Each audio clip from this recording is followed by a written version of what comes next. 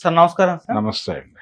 Sir elections కంటే ముందర BJP NDA కూటమి 400 సీట్లు సంపాదిస్తుంది అని చెప్పేసి ప్రచారం చేశారు. వాళ్ళు కూడా కాన్ఫిడెంట్ గా ఉన్నారు. 400 పైనే అని చెప్పేసి టార్గెట్ గా కూడా పెట్టుకున్నారు. తీరా చూస్తే బీజేపీకి సొంతంగా కూడా 250 కూడా రాలేదు. అవును. మొత్తం ఇప్పుడు కూటమిలో ఉన్న వాళ్ళందరితో కలిసి ప్రభుత్వాన్ని కోalition గవర్నమెంట్ ఏర్పాటు చేసే పరిస్థితి వచ్చింది. అయితే ఇక్కడ కొంతమంది ఇండియా కూటమిలో ఉన్న వాళ్ళు చంద్రబాబు గారిని కానివ్వండి, నితీష్ కుమార్ గారు కానివ్వండి, వీళ్ళని కూడా లాగే ప్రయత్నం చేస్తున్నారు. ఇండియా కూటమి కూడా గవర్నమెంట్ ఫామ్ చేసే అవకాశాలు కనిపిస్తున్నాయని చెప్పేసి మాట్లాడుతున్నారు సార్. మరి ఇండియా ఎన్డీఏ కూటమిల పరిస్థితి ఏంటి సార్ కేంద్రంలో? అంటే నితీష్ కుమారు అలాగే చంద్రబాబు నాయుడు ఇండియా కూటమికి వెడితే ఎన్డీఏ ప్రభుత్వాన్ని ఏర్పాటు చేయటం అనే కార్యక్రమం ఆగిపోతుంది అనేది చాలా మందిలో ఒక ఆశావహ దృక్పథం ఉంది. ఓకే. ఆ దృక్పథం ఉన్నవాళ్ళు చాలా మంది ఇలా మాట్లాడుతున్నారు, కానీ ఇది జరగదు. ఎందుకు జరగదు అంటే, జరగదు అనే విషయాన్ని నిన్న చంద్రబాబు నాయుడు గారు స్పష్టంగా ప్రపంచానికి చెప్పేశాడు. ఆయన స్ట్రైట్గా పవన్ కళ్యాణ్ దగ్గరికి వెళ్ళి అసలు నిన్ను సీఎంను కూడా చేసేయగలను అన్న లెవెల్లో మాట్లాడాడు. మాట్లాడటం మాత్రమే కాదు, ఆయన ఎన్డీఏతోనే ఉండబోతున్నట్టుగా ఈరోజు పొద్దున కూడా స్పష్టం చేశాడు. అవును. ఎందుకు ఎన్డీఏతోనే ఉండాలనుకుంటున్నాడు చంద్రబాబు నాయుడు గారు? జనరల్గా ఆయనకు మొహమాటాలు ఏమి ఉండవు. అధికారం కోసం ఏమైనా చేయగలడు ఆయన. ఒకవేళ ప్రధానిగా ఆఫర్ ఇస్తే ఆయన ఇండియా కూటమికి మద్దతు ఇస్తాడు అని కూడా కొంతమంది మాట్లాడారు. ఇండియా కూటమికి మద్దతు ప్రకటించి ప్రధాని అయిపోతాడు చంద్రబాబు అని కమ్యూనిస్ట్ పార్టీల వాళ్ళు, నక్సలైట్ పార్టీల వాళ్ళు కూడా మాట్లాడేశారు. కానీ చంద్రబాబు నాయుడు పరిస్థితి ఏంటంటే, అతని గెలుపు అతను కూడా ఊహించని గెలుపు ఇది. తెలుగుదేశం పార్టీ నేరుగా నెగ్గుతుంది అనే ఉద్దేశంతోనే ఉన్నారు వాళ్ళు చివరి నిమిషం వరకు. నిన్న రిజల్ట్స్ మొదలయ్యే వరకు కూడా వాళ్ళల్లో కూడా పెద్ద ఇదే హోప్ ఏం లేదు. ఒక వ్యాఖ్యానం చేశారు 94లో రామారావు గారు కూడా ఇలాగే అన్నాడు. ఆయన అప్పుడు తెలుగుదేశం పార్టీ గెలుస్తుంది అని కాన్ఫిడెంట్గా ఎన్టీఆర్ చెప్పలా. 94 ఎన్నికలప్పుడు హంగ్ ఏర్పడుతుంది అన్నాడు. బీఎస్పీతో కలిసి తెలుగుదేశం పార్టీ ప్రభుత్వాన్ని ఏర్పాటు చేస్తుంది, లెఫ్ట్ బీఎస్పీతో కలిసి అన్నాడు ఆయన. ఎందుకన్నాడు ఆ మాట అంటే, కాన్షీరామ్ గారు 4-5 సార్లు తిరిగాడు ఏపీలో, అప్పుడు ఉమ్మడి ఆంధ్రప్రదేశ్ రాష్ట్రంలో. సో బీఎస్పీ దాదాపు చాలా స్థానాల్లో అభ్యర్థులను నిలబెట్టింది. దానిలో కొంతమంది గెలుస్తారు, లెఫ్ట్ పార్టీల నుంచి కొంతమంది వస్తారు, వీళ్ళందరినీ కలిపి ఒక హంగ్ చేయబోతున్నాను నేను అని అనుకున్నాడు ఆయన. తీరా విచిత్రంగా రిజల్ట్స్ వచ్చేసరికి అంతకు ముందు ఆయన గెలిచిన 2 ఎన్నికల కంటే కూడా ఎక్కువ సీట్లు వచ్చాయి. ఆయన హోప్ పెట్టుకున్నటువంటి బీఎస్పీ పార్టీ అభ్యర్థిలో ఒక్కడికి కూడా డిపాజిట్లు రాలా.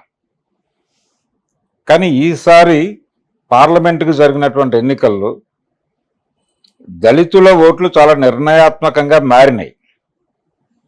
దళితులు ఓటర్లుగా మెజారిటీ ఉన్నటువంటి ప్రాంతాలన్నింటిలో కూడా బీజేపీ దెబ్బతింది. ఇది ఊహించింది. అందుకనే నా అంచనా ప్రకారం 211 కంటే మించరు వీళ్ళు అనుకున్నాను. 211 దగ్గర ఆగుతారు అని అనుకున్నాం, కానీ కాస్త ముందుకు జరిగారు. ఓ 30 సీట్లు అదనంగా వచ్చినాయి. ఉత్తరప్రదేశ్లో బీజేపీ దెబ్బతింటుంది అని మనం మొదటి నుంచి చెప్తున్నాం, అదే జరిగింది. ఉత్తరప్రదేశ్లో బ్రైట్గా ఉంటుంది, అక్కడ బాలరాముడు ప్రభావం ఇవన్నీ మాట్లాడారు, కానీ అదేం లేదు. బాలరాముడు ముఖం చాటేశాడు. సో ఉత్తరప్రదేశ్లో తగ్గారు. వ్యూహాత్మకంగా ఒక ప్రయోగం చేసింది ఎన్డీఏ, అంటే మోడీ గారి ప్రభుత్వం. వాళ్ళ మీద మొదటి నుంచి కూడా ఒక విమర్శ ఉంది, ఈవీఎంల మాయ చేస్తున్నారు అనేది. అది ఈ ఎన్నికల్లో కూడా జరిగింది అని అనిపిస్తుంది.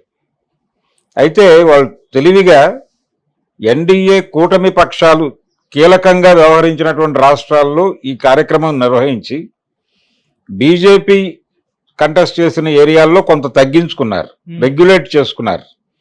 ఈ రెగ్యులేషన్స్ అలాగే ఎన్డీఏ కూటమి పార్టీలు కీలకంగా ఉన్నటువంటి ప్రాంతాల్లో దీన్ని కొంత పెంచాలి అనుకోవటం వల్లనే ఆంధ్రప్రదేశ్లో తెలుగుదేశం పార్టీకి వేవ్ వచ్చింది. ఆ వేవ్ ఈవీఎం వేవే దాదాపు. ఈ విషయాన్ని జగన్మోహన్ రెడ్డి చెప్పబోయి ఆగిపోయాడు నిన్న. ఏదో కారణం అక్క చెల్లెమ్మలు అవి ఇవి అని మాట్లాడాడు, కానీ ఏదో జరిగింది అన్నాడు కానీ మొహమాట పడ్డాడు. ఎందుకు మొహమాట పడ్డాడంటే రేపు పొద్దున ఈయన నలుగురు ఎంపీలు కూడా అక్కడే నిలబడాలి. జగన్మోహన్ రెడ్డి ఓన్ స్టాండ్ లేదు మొదటి నుంచి. చంద్రబాబు నాయుడు లాగా అతను కూటమిలోకో లేకపోతే అంటే ఎన్డీఏతోనూ పొత్తు పెట్టుకోలేదు ఏ రోజు, కానీ స్నేహంగా ఉన్నాడు, సరెండర్ అయి ఉన్నాడు. విచిత్రం ఏంటంటే బీజేపీ చాలా దుర్మార్గమైనటువంటి బిల్స్ పాస్ చేసింది. అది 370 కావచ్చు, అలాగే పౌరసత్వ చట్ట సవరణ బిల్లు కావచ్చు, ఇవన్నీ రైతులకి వ్యతిరేకంగా ప్రవేశపెట్టినటువంటి 3 బిల్లులు కావచ్చు, అలాగే పారిశ్రామిక చట్టాలను మారుస్తూ తీసుకొచ్చినటువంటి బిల్లులు కావచ్చు, ఇవన్నీ పాస్ అవటం వెనకాల ఈయన పాత్ర ఉంది. జగన్మోహన్ రెడ్డి హెల్ప్ ఉంది. జగన్మోహన్ రెడ్డి ఎంపీలు అందరూ అనుకూలంగానే నిలబడ్డారు ప్రతి బిల్లుకి. అలాగే తెలుగుదేశం ఎంపీలు కూడా అనుకూలంగానే నిలబడ్డారు చాలా కీలక సందర్భాల్లో. నితీష్ కుమార్ కూడా అలాగే నిలబడ్డాడు వాళ్ళకి అండగా. వీళ్ళ మద్దతుతోనే చాలా బిల్లులు పాస్ చేసుకున్నారు వాళ్ళు. నిజానికి వాళ్ళకి బ్రూటల్ మెజారిటీ ఉన్నప్పటికీ వీళ్ళు కూడా అండగా నిలబడి బిల్లులు పాస్ చేసుకున్నారు. చాలామంది వీళ్ళ సహాయంతో అంటున్నారు కానీ వీళ్ళ సహాయం కాదు, వీళ్ళు సరెండర్ అయ్యి వెళ్ళి అక్కడ నిలబడ్డారు. ఇప్పుడు కూడా అదే చేయబోతున్నాడు జగన్మోహన్ రెడ్డి నిర్మోహమాటంగా. కాకపోతే ఎన్డీఏ కూటమితో భాగస్వామ్యం కలిపినటువంటి తెలుగుదేశం పార్టీకి ఎంపీ స్థానాలు ఎక్కువ వచ్చేలాగా ఒక డిజైన్ చేశారు వాళ్ళు. అందులో భాగంగానే అసెంబ్లీ సీట్స్ కూడా అటువైపు టర్న్ అయినాయి. ఆ టర్న్ అయిన ఫలితంగా చంద్రబాబు నాయుడు గారికి అంటే తెలుగుదేశం పార్టీకి అలాగే జనసేనకి 100% విజయం అనేది ఇక్కడ అండర్లైన్ చేయాల్సినటువంటి మాట. ఒక 7-8 గెలవటం అనేది గొప్ప విషయం. అలాగే తెలంగాణలో 8 సీట్లు బీజేపీ గెలవటం అది కూడా మాయే. అంటే అది 2 రకాలుగా జరిగి ఉండొచ్చు. ఒకటి, నిజానికి 2 నుంచి 3 స్థానాలకు ఆగి ఉండాలి బీజేపీ తెలంగాణలో. 8 అని వాళ్ళు మొదటి నుంచి చెప్తున్నారు. 8 అనే ఫిగర్ కొత్తదేం కాదు, వాళ్ళు ఫ్రమ్ ది బిగినింగ్ వాళ్ళు చెప్తున్న ఫిగర్ 8. కానీ 8 రావు అనేది అందరూ అనుకున్నది. 2 మ్యాక్సిమం. అంటే సెటిలర్ ఓటు అటు టర్న్ అవుతుంది బీజేపీకి అనేది అందరూ అనుకున్నది. టర్న్ అయి ఉంటే లోకల్గా అంటే సిటీలో వాళ్ళకి ప్రాధాన్యత పెరుగుతుంది, కొంత కాంగ్రెస్కి టర్న్ అవుతుంది అనేది అనుకుంది. అది జరిగింది. దాంతోపాటు నేటివ్ తెలంగాణ ఓటు కూడా బీజేపీకి టర్న్ అయింది. అది టర్న్ అయితే బీఆర్ఎస్కి టర్న్ అవ్వాలి. బీజేపీకి టర్న్ అవ్వటం అనేది విచిత్రం. ఎందుకు టర్న్ అయి ఉంటుందంటే బీఆర్ఎస్ ఎక్కడో లోపాయికారి ఒప్పందం చేసుకుని ఉండాలి బీజేపీతో. రెండోది, కాంగ్రెస్ పార్టీ కూడా కొంత అనుకూలంగా వ్యవహరించి ఉండాలి. కాంగ్రెస్ అంటే రేవంత్ రెడ్డి పర్సనల్గా.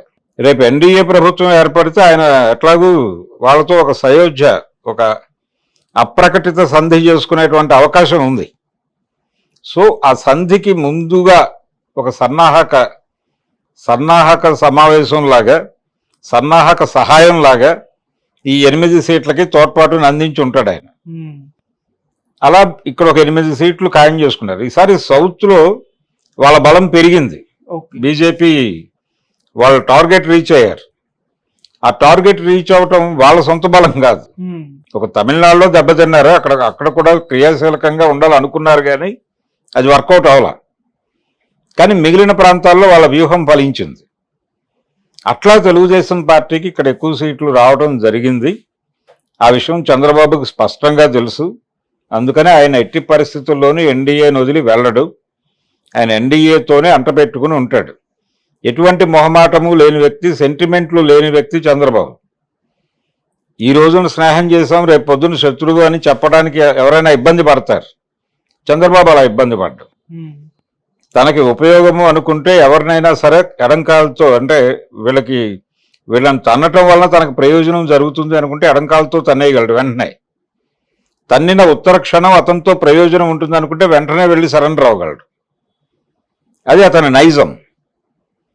ఆ నైజం వల్లనే ఆయన అన్ని సీట్లు సంపాదించగలిగాడు ఏపీలో. సో ఆయన ఎన్డీఏ తోనే ట్రావెల్ అవుతాడు కాబట్టి నితీష్ కుమార్ ఉన్నా లేకపోయినా చంద్రబాబు కలిస్తేనే ఇటువైపుకు బరువు పెరుగుతుంది. ఓకే. వాళ్ళు ప్రధాని ఆఫర్ ఇచ్చేదాకా వెళుతున్నామని అన్నారు, కానీ చంద్రబాబు కదిలే పరిస్థితుల్లో లేడు. ఆయన నిన్న పవన్ కళ్యాణ్ దగ్గరికి వెళ్ళి మాట్లాడింది కూడా అదే. పవన్ కళ్యాణ్ అనేవాడు బీజేపీ తరఫున ఈయనకి పెట్టినటువంటి ఒక రెగ్యులేటర్ చంద్రబాబుకి.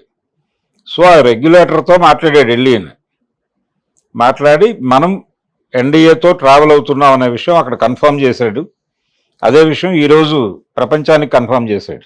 ఓకే. కాబట్టి నిర్మోహమాటంగా ఎన్డీఏ ప్రభుత్వాన్ని ఏర్పాటు చేయబోతోంది కేంద్రంలో తెలుగుదేశం పార్టీ మద్దతుతో. తెలుగుదేశం పార్టీకి కూడా కేంద్ర మంత్రి పదవులు ఇస్తారు డెఫినెట్గా. అలాగే స్టేట్ క్యాబినెట్లో, ఏపీ స్టేట్ క్యాబినెట్లో బీజేపీకి కూడా మంత్రి పదవులు ఉంటాయి. అలాగే పురంధేశ్వరి గారు కూడా మళ్ళీ ఒకసారి కేంద్ర మంత్రి అయ్యే అవకాశం ఉంది. ఎన్డీఏ ప్రభుత్వం డెఫినెట్గా ఏర్పడుతుంది. కాకపోతే గతంలో ఉన్నంత దూకుడుగా వ్యవహరించారు ఈసారి. ఇంతకు ముందు 2 టర్మ్లు చాలా దూకుడుగా వ్యవహరించారు వాళ్ళు.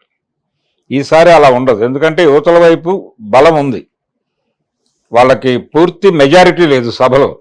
బిల్లులు పాస్ చేసుకోవడానికి కావలసినటువంటి 3/4 బలం లేదు. ఆ బలం లేకపోవడం వల్ల తగ్గుతారు. ఒకవేళ అంటే ఇదివరకు వాళ్ళు బయటకు గెంటేసి మరీ బిల్లులు పాస్ చేసుకున్నటువంటి సందర్భాలు ఉన్నాయి. ఇప్పుడు ఆ సీన్ లేదు. కాబట్టి కొంచెం కంట్రోల్లో ఉంటారు. ప్రజా వ్యతిరేక, నిజానికి రాజ్యాంగాన్ని మార్చేస్తారు, రిజర్వేషన్లు తొలగిస్తారు అనే ప్రచారం కూడా జరిగింది. వాళ్ళు అనుకున్నట్టు 400 మెజారిటీ వస్తే డెఫినెట్గా పని చేసి ఉండేవాళ్ళు. కార్పొరేటీకరణకి అనుగుణంగా చట్టాల మార్పు, అంటే ఆర్థిక రంగంలో వచ్చిన సరళీకరణలు న్యాయ రంగంలో రాకపోవడం వల్ల కేసులు ఎక్కువ పడుతున్నాయి అనేది వాళ్ళు ఫీల్ అవుతున్నారు. అందుకని ఆ ఏరియాలో చట్ట సవరణలు జరగాల్సి ఉంది అనేది వాళ్ళు బలంగా ఫీల్ అవుతున్నారు.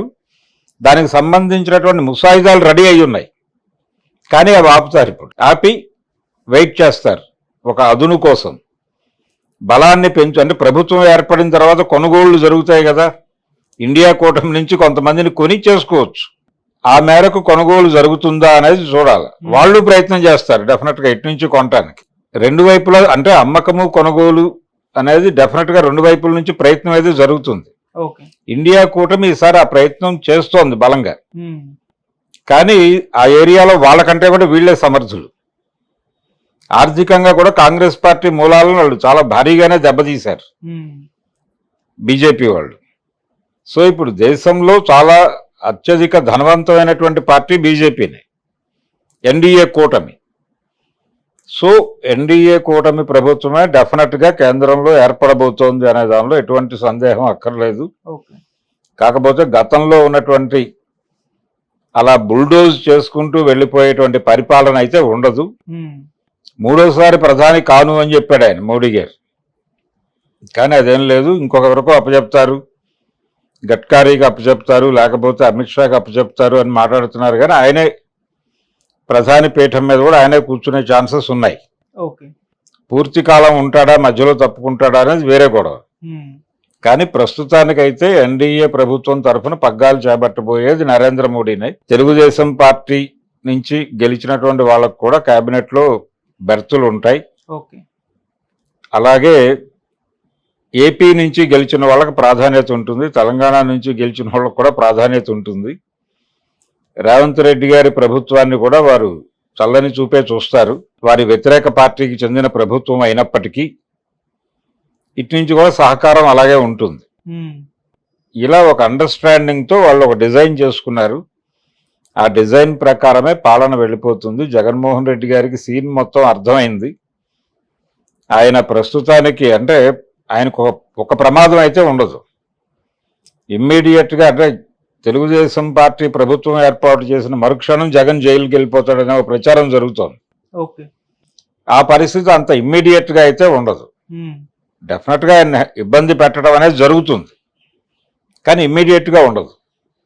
కేంద్రంలో ప్రభుత్వం ఏర్పడి అది కొంచెం స్థిరీకరణ జరిగి కాన్ఫిడెన్స్ బిల్డ్ అయిన తర్వాత మాత్రమే జగన్మోహన్ రెడ్డి మీద అంటే ప్రతీకార చర్యలు దాడులు లాంటివి జరిగే ఛాన్సెస్ అయితే ఉన్నాయి. Okay sir. ఇమ్మీడియట్ గా జరగవు కానీ కొంచెం టైం తీసుకుంటుంది. అలాంటిది ఉండొచ్చు అనేది ఇండికేషన్ లోకేష్ గారు ఇచ్చాడు నిన్న. ఉమ్. మంగళగిరిలో గెలిచిన సందర్భంగా మీడియా ముందుకు వచ్చాడు ఆయన. వచ్చి మేము అదేదో కక్ష సాధింపు చర్యలు ఉండవు మా వైపు నుంచి అని చెబుతూనే అవతల వాళ్ళు చేసిన పాపాలకు ఫలితాలు అనుభవించాలి కదా అనే మాట కూడా జోడించాడు. అంటే ఏదో మేరకు ఉంటుందని, అంటే పూర్తిగా అతన్ని వదలట్లేదు. వదిలితే ఏ రకమైన ఇబ్బందులు వస్తాయో అనే ఉద్దేశంతో అతన్ని ఇంకా కట్టడి చేసే ప్రయత్నం చేస్తున్నాడు ఆయన చంద్రబాబు. కానీ ఈసారి లోకేష్ కొంచెం దూకుడుగా వెళ్ళే అవకాశం ఉంది. ఓకే. కేబినెట్ లో కూడా ఆయనకు ప్రాధాన్యత ఉన్నటువంటి పదవే ఇచ్చే ఛాన్సెస్ ఉన్నాయి. ఉమ్. పవన్ కళ్యాణ్ని జాగ్రత్తగా మేనేజ్ చేయటం అనేది ముందస్తు అవసరం వాళ్ళకి. ఎందుకంటే అసలు ఈ గెలుపు వెనకాల కీలకం పవన్ కళ్యాణే. బీజేపీతో పొత్తు కుదుర్చుట, బీజేపీ అవసరాల రీత్యా వీళ్ళకి గెలుపు సాకారం అవటం. ఉమ్. సో ఈ గెలుపు వెనకాల సూత్రధారి పవన్ కళ్యాణ్ అనే దానిలో ఎటువంటి సందేహం అక్కర్లేదు. Okay. King maker, game changer అని మాట్లాడాడు చిరంజీవి గారు నిన్న ట్వీట్లో. అవి వాస్తవాలే కాబట్టి ఆయన కూడా కాన్ఫిడెంట్గా 5 కోట్లు ఇచ్చాడు ఆ రోజున ఖర్చులకి. ఇది ఒక రకంగా చిరంజీవి విజయం కూడా, నిన్నటి ఆయన 100% విజయం పవన్ కళ్యాణ్. అవును. ఎందుకంటే ఆయన కూటమికి ఉత్తరాలు ఇచ్చాడు, అంటే వీడియోలు చేసి ఇచ్చాడు. ఒకటి పంచకర్ల రమేష్కి చేశాడు, సీఎం రమేష్కి చేశాడు, వాళ్ళిద్దరూ సక్సెస్. తర్వాత పవన్ కళ్యాణ్కి చేశాడు, తెలంగాణలో కిషన్ రెడ్డికి చేశాడు, అందరూ విజయం సాధించారు. అవును. సో నిన్నటి ఎన్నికలను ఆయన కూడా సెలబ్రేట్ చేసుకోవాలి చిరంజీవి. ఓకే. అంటే ఆయన కూడా ఎన్డీఏతోనే ఉన్నాడు, ఆయన కూడా ఎన్డీఏకి సన్నిహితంగా ఉన్నాడు, బీజేపీతో ట్రావెల్ అవుతున్నాడు, కాంగ్రెస్లో సభ్యత్వం ఉన్నప్పటికీ. ఇదొక విచిత్రం.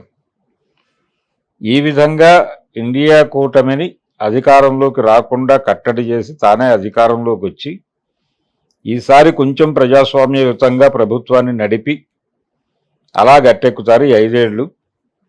వచ్చే ఎన్నికల నాటికి సీన్ విచిత్రంగా మారే ఛాన్సెస్ ఉన్నాయి. ఓకే. కొంతమంది ఆశావహులు పవన్ జగన్ టైఅప్ అవుతారేమో వచ్చే ఎన్నికల్లో అని మాట్లాడుతున్నారు. జరగచ్చు, చూద్దాం ఏం జరుగుతుందో తర్వాత. ప్రస్తుతానికైతే కేంద్రంలో ఎన్డీఏ ప్రభుత్వము, ఏపీలో వీరి ప్రభుత్వము, చంద్రబాబు నాయుడు గారి ప్రభుత్వం అయితే స్థిరంగా బలంగా నిలబడతాయి. Okay sir. చంద్రబాబు నాయుడు ఎట్టి పరిస్థితుల్లోనూ ఇండియా కూటమి వైపు వెళ్ళే ఛాన్సెస్ అయితే ప్రస్తుతానికి లేవు. Okay. Thank you so much sir. Thank you.